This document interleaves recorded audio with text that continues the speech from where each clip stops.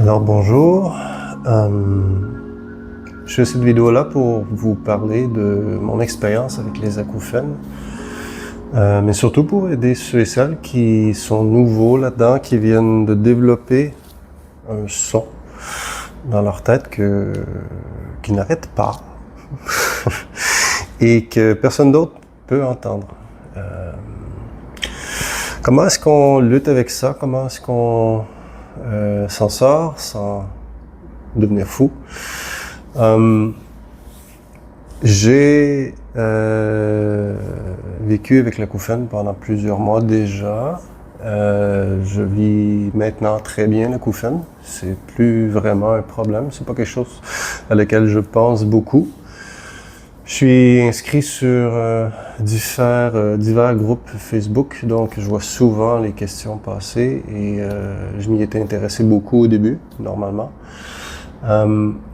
Et c'est pour ça que j'ai décidé de revenir en vidéo pour donner un témoignage, si ça peut aider quelqu'un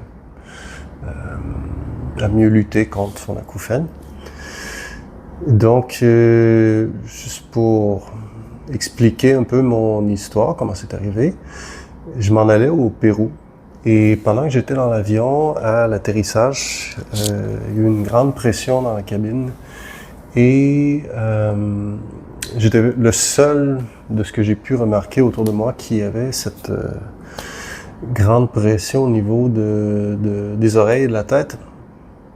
C'était vraiment douloureux, extrêmement douloureux. Je me penchais sur moi-même puis j'essayais vraiment de contenir la douleur que j'avais dans les oreilles. J'étais vraiment surpris de voir qu'autour de moi, il y avait personne qui semblait avoir de douleur, seulement moi. Donc, j'ai passé au travers de l'atterrissage et sur le coup, ce jour-là, à part la douleur, il n'y avait rien de spécial. Ensuite, je me suis mis à me sentir bizarre au niveau de mon équilibre et au niveau de mes perceptions, on va dire, spatio-temporelles. Et je me suis réveillé en pleine nuit, à 9h du soir, pardon. À 9h du soir, et j'ai eu des grands étourdissements pendant plusieurs heures et des vomissements.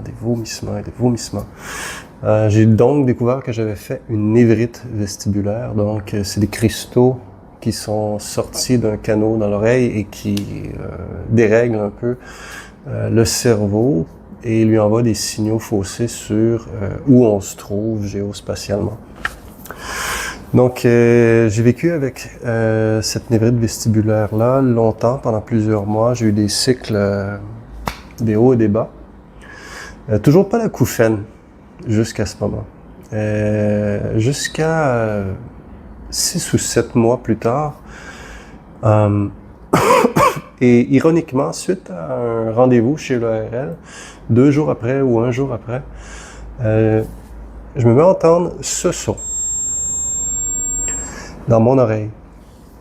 Et j'ai déjà entendu ce son-là auparavant. J'ai déjà eu des petits moments où j'entendais ce son. Je peux me souvenir de ça alors que j'avais peut-être 5, 10 ans, 15 ans, 20 ans. Souvent. On pouvait dire peut-être une fois par mois. Ça durait 5-10 secondes. Et ça partait. Alors, j'ai jamais porté vraiment d'attention. Mais cette fois-ci, le son est resté. Il est resté et il n'est jamais parti.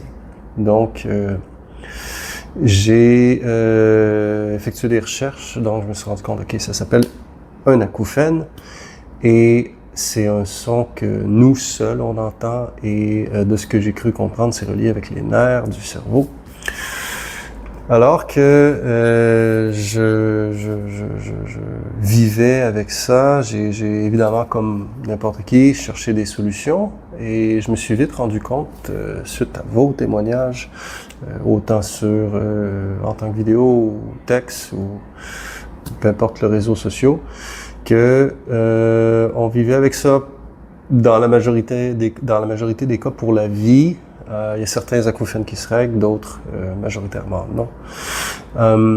Et comme j'avais eu ma névrite vestibulaire juste avant, ça m'a comme préparé à cet acouphène-là parce que je me suis dit, OK, une autre chose qui partira pas, alors le mieux que je puisse faire, c'est de l'accepter le plus rapidement possible. Donc, j'ai dit, OK, c'est moi maintenant. J'ai un son qui va m'habiter pour les années à venir. Et je l'ai accepté. J'ai juste, OK, t'es mon nouvel ami maintenant. Tu fais partie de moi. Et j'ai accepté le son. J'ai essayé de lui donner... et je sais que ça peut sonner comme wishful thinking. Donc, on se ment à soi-même. Ça peut être perçu comme ça, mais réellement, j'ai vraiment et réellement et authentiquement appris à respecter l'acouphène, à même l'apprécier, et je l'apprécie pour vrai, parce qu'elle m'a enseigné ce qu'était vraiment le silence. Et le silence n'est pas une absence de son. Une absence de son, on l'associe au silence parce qu'évidemment, c'est un état où il n'y a pas d'influence autour de nous. Pas d'influence sonore. Cependant, pour s'en sortir moralement de l'acouphène, il faut apprendre à réinventer le silence, à le redéfinir. Et on apprend que on peut trouver le silence dans divers scénarios. Je peux vous donner un exemple. Moi ici, je vis au Mexique. Donc, si vous connaissez la culture latine, c'est beaucoup de musique, beaucoup de chihuahua qui jappent. Et rarement le silence existe. Avoir la luxure d'avoir aucun sens, c'est demander la lune ici. Donc, ça aussi, ça m'a aidé. Donc, j'ai toujours cherché à trouver le silence dans un état d'âme, un état d'esprit, plus que dans une absence de son. Et il va vous falloir trouver cet espace dans votre tête, dans votre personne pour surmonter cet acouphène, parce que sinon vous allez vous faire beaucoup plus de mal et de dommages par les émotions négatives que vous allez vous infliger en résistant à quelque chose que vous croyez que vous ne voulez pas. Le son que vous entendez ne disparaîtra pas et il est là pour rester. Donc, si vous voulez survivre, contournez-le. Et je suis pas un spécialiste, mais j'y crois. Dans notre cerveau, on peut créer toutes les connexions qu'on veut, évidemment. Et il y a des maladies mentales et des conditions qui sont plus difficiles que d'autres, je l'entends. Je dis pas que ce que je m'apprête à dire fonctionne partout, mais je crois qu'une acouphène n'est pas si handicapante. Certains vont me lancer des pierres, c'est correct, mais il est possible d'oublier un son, tout le monde le sait, je pense pas que ce soit une nouvelle qui sorte, waouh, qu'est-ce qui, j'ai jamais entendu parler de ça. Non, on peut oublier et à force de méditer, ça peut être au sens littéraire, méditer ou réellement sur un tapis de méditation, voyez-le comme vous voulez, à force de contourner, de créer ces nouvelles connexions-là dans votre cerveau, vous allez arriver à oublier le son, à contourner les connexions qui créent les vibrations handicapantes. Et petit à petit, vous allez réellement oublier le son. Et je suis totalement sérieux. Autant le son était handicapant pour moi dans les premières journées, je me souviens quand c'est arrivé, j'allais visiter mes parents dans le nord où au milieu de la forêt, il n'y a absolument aucun bruit là-bas. Aucun bruit, la pire condition pour quelqu'un qui a un acouphène, le silence absolu. Parce qu'on entend le son amplifié x10. Donc,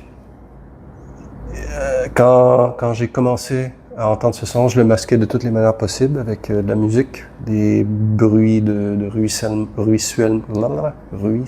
d'eau, une musique tranquille, un son ambiant, n'importe quoi, un fan, n'importe quoi pour masquer le son. Et j'en avais besoin, j'en avais absolument besoin pour dormir. C'était impossible de dormir sans ça. Et ce n'est pas, avec le temps, le son qui s'est diminué. Le son est toujours aussi fort, mais il est réellement abandonné dans mon esprit, dans ma tête, à un endroit où j'en vois pas de signaux. Ça peut sembler extrêmement compliqué à mettre en place, mais le cerveau est une machine assez impressionnante et vous avez beaucoup plus de contrôle sur que vous pouvez l'imaginer sur comment vous allez l'utiliser. Et c'est un travail d'intérieur qu'on doit faire constamment. Au début, maintenant, je suis quand même ancré dans mes nouveaux chemins, dans le labyrinthe de mon cerveau. Et j'ai plus nécessairement besoin de faire ces efforts-là pour oublier l'acouphène.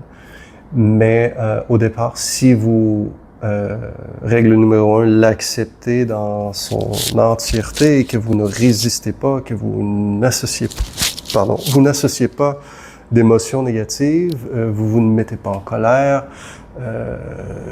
vous acceptez que le son soit présent alors que vous êtes fatigué, que vous devez dormir, que vous progressivement diminuez la quantité de son et de musique que vous utilisez pour masquer l'acouphène et que vous lui faites face et que ça peut sembler complètement loufoque de dire que vous l'embrassez, que vous l'aimiez, vous allez oublier ce son, vous allez oublier complètement ce son. Donc, l'acouphène est un enseignant qui nous remet en nous-mêmes et qui nous permet de se réanalyser, de se reconfigurer. Et voyez-le réellement comme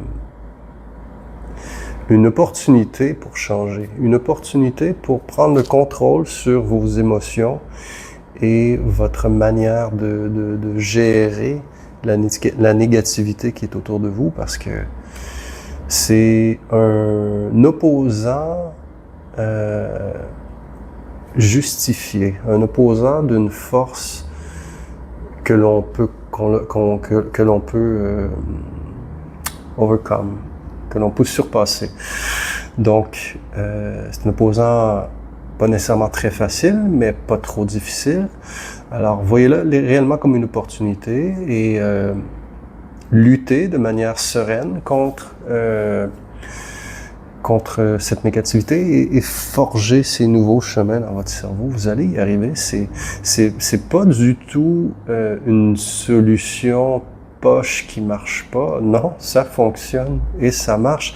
Et une fois que vous allez réussir à forger ces nouvelles connexions, comme je vous dis, vous allez remettre en question beaucoup de choses. Vous allez vous dire, OK, ben si réellement j'ai pu battre mon acouphène ou l'oublier, qu'est-ce que je peux faire d'autre avec mon cerveau?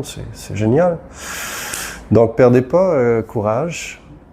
Croyez en ce que je viens de vous dire. C'est pas croire pour croire. Ça fonctionne réellement.